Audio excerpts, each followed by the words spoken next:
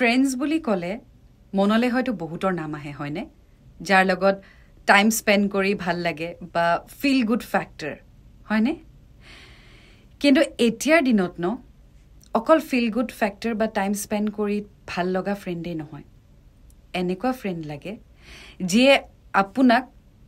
Boost কৰে বা protect কৰে যিয়ে আপোনাৰ কথা বুজি পায় যিয়ে আপোনাক কয় কথা পাতো কি হৈছে তোৰ যিয়ে আপোনাক প্ৰমোট কৰে যিয়ে আপোনাৰ সাকসেছত আপোনাক প্ৰমোট কৰে যিয়ে আপোনাৰ বিজনেছ হওক বা আপোনাৰ কামত আপোনাক সাপোৰ্ট কৰে আপোনাক বুজি পায় যিয়ে অকল টাইম স্পেণ্ড কৰি বা ফিল গুড ফেক্টৰটি নহয় যিয়ে আপোনাৰ ভুলটো আপোনাক দেখুৱায় বা ভুলটো শুধৰাবলৈ আপোনাক সহায় কৰে যিয়ে আপুনি যদি অকলে আছে বা যদি আপুনি কিবা প্ৰবলেম ফেচ কৰিছে সেই প্ৰবলেমত হেল্প কৰিবলৈ আগুৱাই আহে এনেকুৱা ফ্ৰেণ্ড থকাটোহে প্ৰয়োজন কাৰণ ফিল গুড ফেক্টৰ ফ্ৰেণ্ডছ আপুনি লাইফত বহুত পাব কিন্তু সঁচা অৰ্থত যিয়ে আপোনাক সেফ প্ৰটেক্টেড প্ৰমোট আৰু ৰেসপেক্ট কৰে ন তেনেকুৱা ফ্ৰেণ্ডৰহে এতিয়াৰ যুগত প্ৰয়োজন